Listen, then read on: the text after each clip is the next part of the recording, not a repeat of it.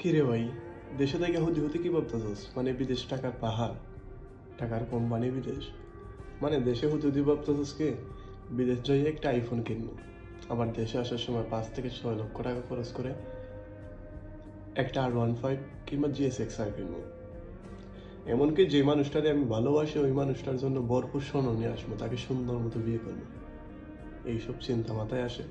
ফাও ফাও, কিচ্ছুই হইব না। মানে একবার বিদেশ আইয়া দেখেন টাকা কামাইতে কত কষ্ট।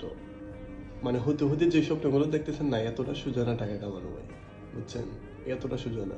মানে 16 ঘন্টা 12 ঘন্টা ডিউটি করে যখন ক্লান্ত শরীর নিয়ে বিছানায় পড়বেন, এইসব চিন্তা থাকবে না আপনার। মানে আইফোনের চিন্তা, বাইকের চিন্তা, সুন্দরী বউয়ের চিন্তা, এইসব থাকবে না। আপনার চিন্তা থাকবে এইটা, রিল্যাক্স মতো একটু সময় ঘুমিয়ে আগামীকাল কিভাবে ডিউটি করা যায়, আগামীকাল কিভাবে ডিউটিতে যাওয়া যায়, এই চিন্তা আপনার থাকবে। আপনার চিন্তা থাকবে আপনার ফ্যামিলিকে কিভাবে খুশি করা যায়। মানে আপনাকে খুশি রাখবেন, এই চিন্তা ভুলেও কইরেন না। মানে এই চিন্তা আপনার মাথায় আসবে না। নিজেকে খুশি রাখার এই প্রবাসীদের কোনো ইচ্ছাই নাই। সবকিছু দেশের মানুষের জন্য, সবকিছু ফ্যামিলির জন্য। নিজের আনন্দ সুখ কিছুই নেই ভাই। একবার প্রবাসে আসেন, তারপর বুঝতে পারবেন।